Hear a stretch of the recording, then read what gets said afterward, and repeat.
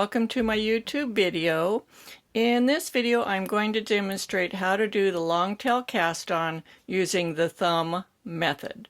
This often works better for people who are used to throwing their stitches or using the English method of knitting versus people who pick their stitches or use the continental method.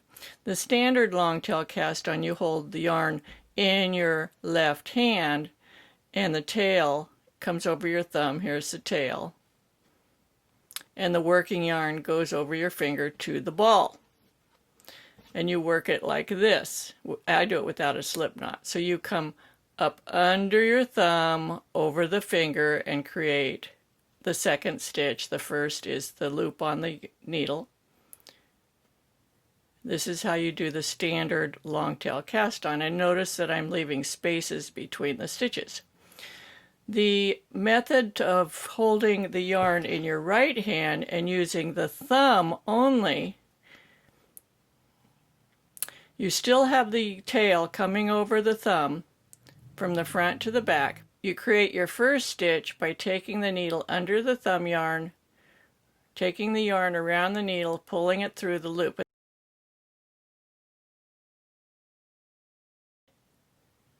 Just putting the yarn on the needle.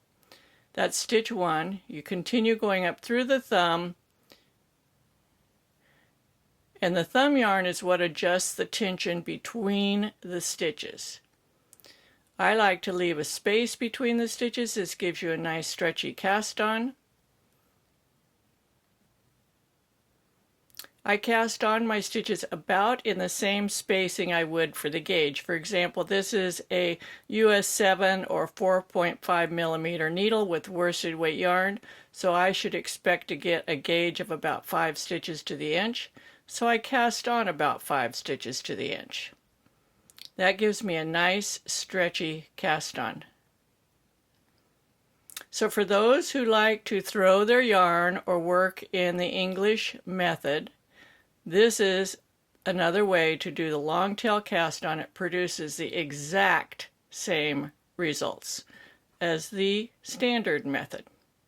If you enjoy my videos, be sure to subscribe to my YouTube channel and give me a thumbs up. Share my videos with your friends, and I love to hear comments from you. Come back and watch more. Happy knitting.